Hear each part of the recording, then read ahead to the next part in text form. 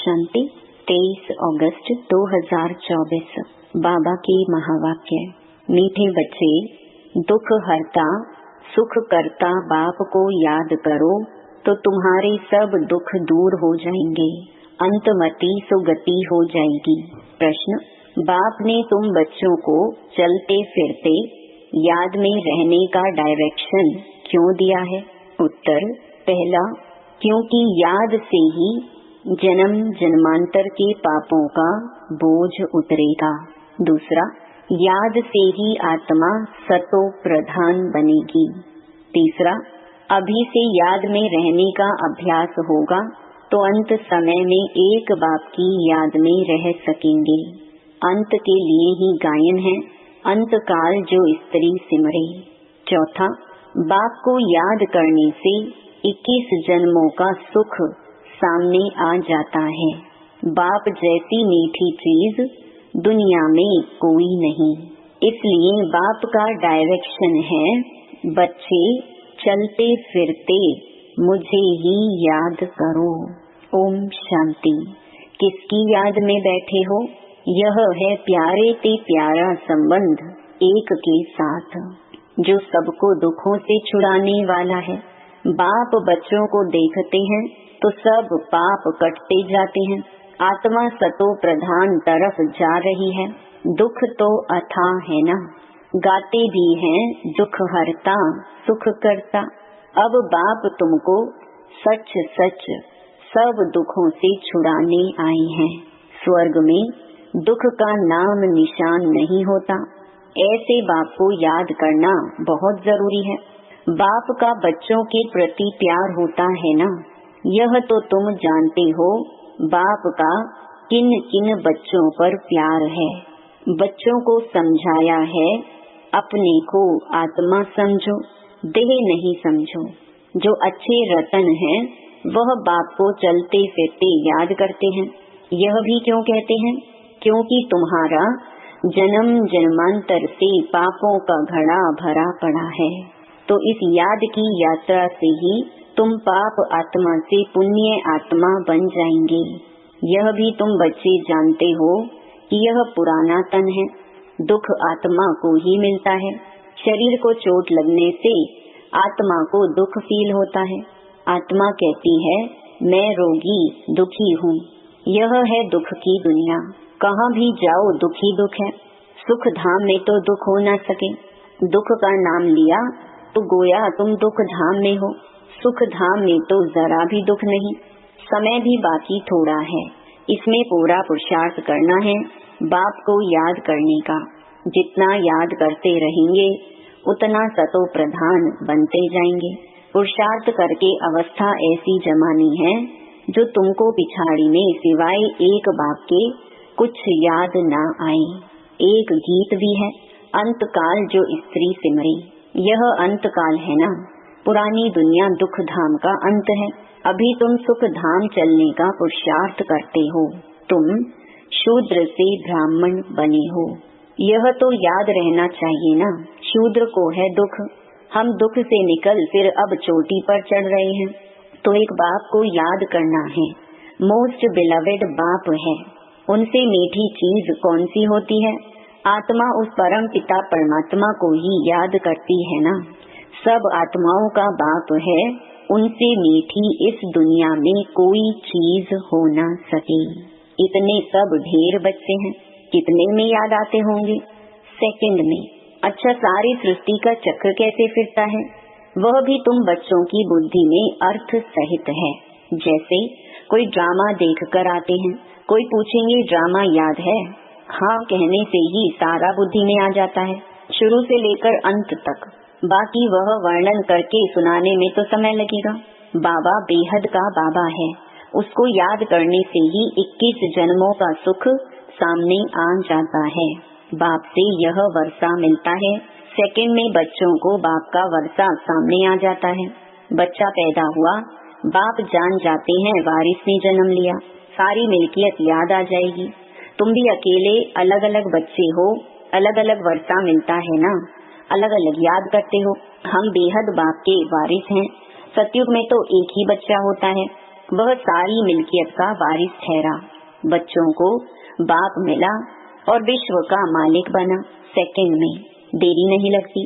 बाप कहते हैं तुम अपने को आत्मा समझो, फीमेल मत समझो। आत्मा तो बच्चा है ना। बाबा कहते हैं हमें सब बच्चे याद पड़ते हैं। आत्माएं सब भाई भाई हैं। जो भी सब धर्म वाले आते हैं वह कहते सब धर्म वाले भाई भाई हैं, परंतु समझते नहीं। अभी तुम समझते हो कि हम बाबा के मोस्ट बिलवेड बच्चे हैं। बाप से पूरा बेहद का वर्षा जरूर मिलेगा। कैसे लेंगे वह भी तुम बच्चों को सेकंड में याद आ जाता है। हम सतो प्रधान थे, फिर तमो प्रधान बने, अब फिर सतो प्रधान बनना है। तुम जानते हो बाबा से हमको स्वर्ग के सुखों का वर्षा लेना है। बाप कहते हैं अपने को आत्मा समझो। देह तो विनाशी है। आत्मा ही शरीर छोड़कर चली जाती है, फिर जाकर दूसरा नया शरीर गर्भ में लेती है। पुतला जब तैयार होता है तब आत्मा उसमें प्रवेश करती है, परंतु वह तो है रावण के वश, विकारों के वश जेल में जाते हैं। वहाँ तो रावण होता ही नहीं, दुख की बात ही नहीं। जब बूढ़े होते हैं तब मालूम पड़ता है अभी यह शरीर छोड़ हम दूसरे शरीर में जाकर प्रवेश करेंगे। वहाँ तो डर की कोई बात नहीं रहती है। यहाँ तो कितना डरते हैं, वहाँ निडर होते हैं। बाप तुम बच्चों को अपार सुखों में ले जाते हैं। सतयुग में अपार सुख है, कलयुग में अपार दुख है, इसलिए इसे कहते ही हैं दुख धाम। बाप तो कोई तकलीफ नहीं देते हैं। भल गृहस्थ व्यवहार में रहो, बच्चों को संभालो, सिर्फ बाप को याद करो। गुरु गोसाई सबको छोड़ो। मैं तो सब गुरुओं से बड़ा हूँ ना, वह सब मेरी रचना है। सिवाय मेरे और कोई को पतित पावन नहीं कहेंगे। क्या ब्रह्मा विष्णु शंकर को पतित पावन कहेंगे? नहीं। देवताओं को भी नहीं कह सकते सिवाय मेरे। अभी तुम बच्चे गंगा को पतित पावनी कहेंगे। यह पानी की नदियाँ तो सदैव बहती हैं। गंगा ब्रह्मपुत्र आदि भी तो चली आती हैं। इनमें तो स्नान करते ही रहते हैं। बरसात पड़ती तो फ्लड आ जाती है। यह भी दुख हुआ ना, अथाह दुख है। बाढ़ में देखो कितने मनुष्य मर गए। सतयुग में दुख की बात नहीं। जानवरों को भी दुख नहीं होता है, उनकी भी अकाले मृत्यु नहीं होती। यह ड्रामा ही ऐसे बना हुआ है। भक्ति में गाते हैं बाबा आप जब आएंगे तो हम आपके ही बनेंगे। आते तो है ना, दुख धाम के अंत और सुख धाम के आदि के बीच में ही आएंगे, परंतु यह किसको पता नहीं। सृष्टि की आयु कितनी होती है यह भी नहीं जानते। बाप कितना सहज बतलाते हैं। आगे तुम जानते थे क्या कि सृष्टि चक्र की आयु 5000 वर्ष है? वह तो लाखों वर्ष कह देते हैं। अभी बाप ने समझाया है 1250 वर्ष का हर युग होता है। स्वास्तिका में पूरे 4 भाग होते दिखाते हैं, जरा भी फर्क नहीं होता। विवेक भी कहता है एक्यूरेट हिसाब होना चाहिए। पुरी में भी चावल का हांडा चढ़ाते हैं तो पूरे 4 हिस्से आपे ही हो जाते हैं। ऐसी युक्ति बनाई हुई है। वहाँ चावल बहुत खाते हैं। जगन्नाथ कहो व श्रीनाथ कहो बात एक ही है, दोनों ही काले दिखाते हैं। श्रीनाथ के मंदिर में घी के भंडार होते हैं। सब घी की तली हुई अच्छी अच्छी चीजें मिलती हैं। बाहर में दुकान लग जाते हैं। कितना भोग लगता होगा। सब यात्री जाकर दुकानदारों से लेते हैं। जगन्नाथ में फिर चावल ही चावल होते हैं। वह जगतनाथ, वह श्रीनाथ। सुख धाम और दुख धाम को दिखाते हैं। श्रीनाथ सुख धाम का था, वह दुख धाम का। काले तो एक समय बन गए हैं काम चिता पर चढ़कर। जगन्नाथ को सिर्फ चावल का भोग लगाते हैं। इनको गरीब उनको साहूकार दिखाते हैं। ज्ञान का सागर एक बाप ही है। भक्ति को कहा जाता है अज्ञान, उनसे कुछ मिलता नहीं। वहाँ सिर्फ गुरु लोगों की आमदनी बहुत होती होशियार होगा, उनसे कोई सीखेगा तो वह कहेंगे यह हमारा गुरु है, उसने हमको यह सिखाया है। वह सब जिस्मानी हैं, जन्म लेने वाले। अभी तुम्हारे साथ कौन है? विचित्र बाप।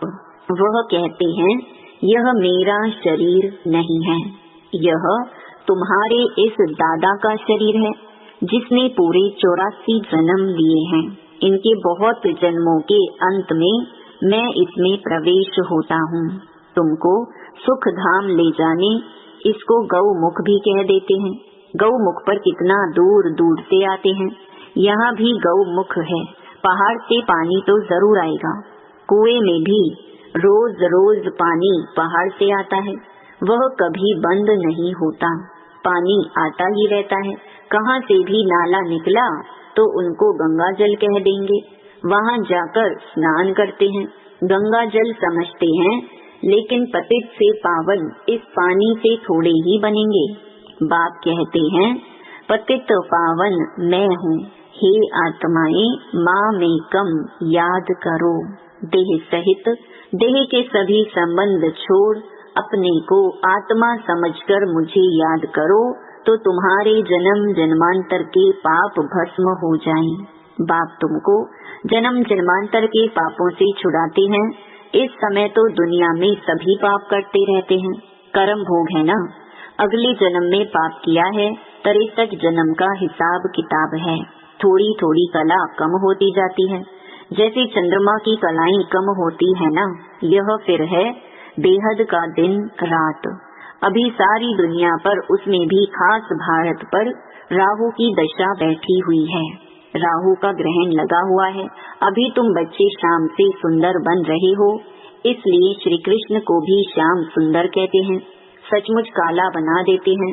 काम चिता पर चढ़े हैं तो निशानी दिखा दी है, परंतु मनुष्यों की बुद्धि कुछ चलती नहीं। एक सांवरा दूसरा गोरा कर देते हैं। अभी तुम गोरा बनने का पुरुषार्थ कर रही हो, सतो प्रधान बनने का पुरुषार्थ करेंगे तब तो बनेंगे ना, इसमें तकलीफ की बात नहीं। यह ज्ञान अभी तुम सुनते हो, फिर प्रलोभ हो जाता है। बल गीता पढ़कर सुनाएंगे, परंतु यह ज्ञान तो सुना न सके। वह हुआ भक्ति मार्ग के लिए पुस्तक। भक्ति मार्ग के लिए ढेर सामग्री है, ढेर शास्त्र है। कोई क्या पढ़ते, कोई क्या करते। राम के मंदिर में भी जाते हैं, राम को भी काला कर दिया है। विचार करना चाहिए कि काला क्यों बनाते हैं।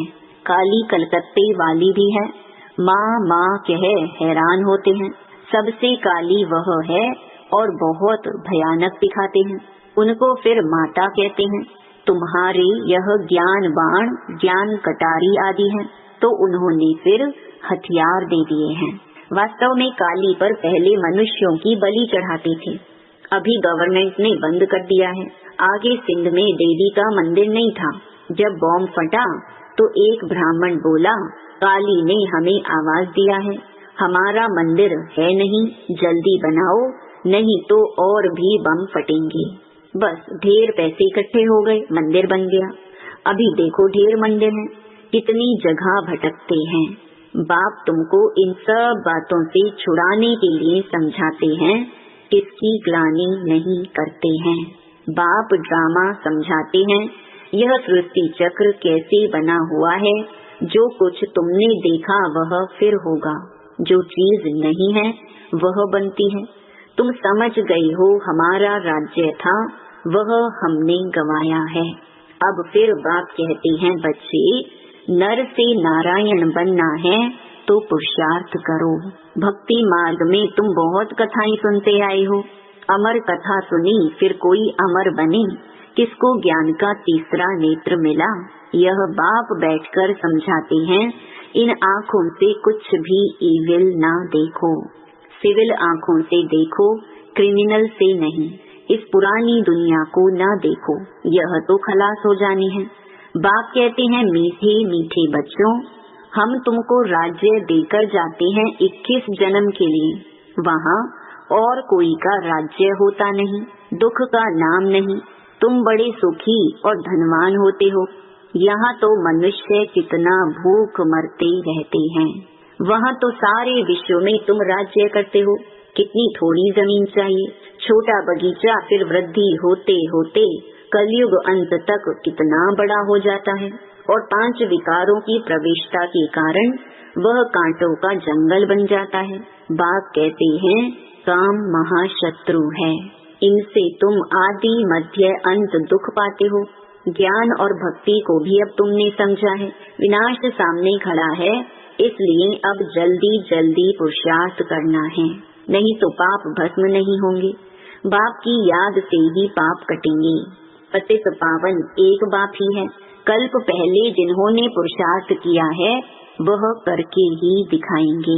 ठंडे मत बनो, सिवाय एक बाप के और कोई को याद ना करो। सब दुख देने वाले हैं। जो सदा सुख देने वाला है उनको याद रखो, इसमें गफलत नहीं करनी है। याद नहीं करेंगे तो पावन कैसे बनेंगे। अच्छा, मीठे मीठे सिके लगे बच्चों प्रति माता पिता बाप दादा का याद प्यार और गुड मॉर्निंग। रूहानी बाप की रूहानी बच्चों को नमस्ते। धारणा के लिए मुख्य सार। पहला, इन आँखों से ईविल बुरा नहीं देखना है। बाप ने जो ज्ञान का तीसरा नेत्र दिया है उस सिविल नेत्र से ही देखना है। सतो प्रधान बनने का पूरा पुरुषार्थ करना है। दूसरा, गृहस्थ व्यवहार को संभालते हुए प्यारी चीज बाप को याद करना है। अवस्था ऐसी जमानी है जो अंत काल में एक बाप के सिवाय दूसरा कुछ भी याद ना आए। वरदान, अपनी श्रेष्ठ वृत्ति द्वारा विश्व का वातावरण परिवर्तन करने वाले आधार मूर्त भव। आप बच्चे सिर्फ अपने जीवन के लिए आधार नहीं हो, लेकिन विश्व की सर्व आत्माओं के आधार मूर्त हो। आपकी श्रेष्ठ वृत्ति से विश्व का वातावरण परिवर्तन हो रहा है। आपकी पवित्र दृष्टि से विश्व की आत्माएं और प्रकृति दोनों पवित्र बन रही हैं। दृष्टि से सृष्टि बदल रही है। आपके श्रेष्ठ कर्मों से श्रेष्ठाचारी दुनिया बन रही है। अभी जब आप इतनी बड़ी जिम्मेवारी के ताजधारी बनते हो तब भविष्य में ताज तख्त मिलता है। स्लोगन, सर्वशक्तिमान बाप को अपना साथी बना लो तो कोई भी विघ्न आपको रोक नहीं सकता। ओम शांति।